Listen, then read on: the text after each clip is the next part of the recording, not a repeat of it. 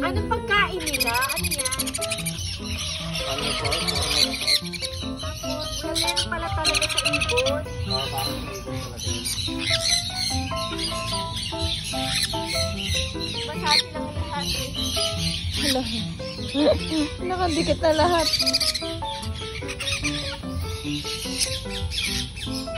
Masati lang lahat oh.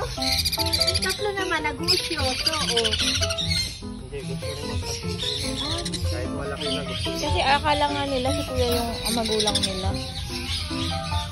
Uy, isa lang yan. Mag-aaway pa kayo sa isang ano. Hindi na makakita. Walang kumuha. Ang ganda ng kulay. Vibrant. May boat, may habo pa.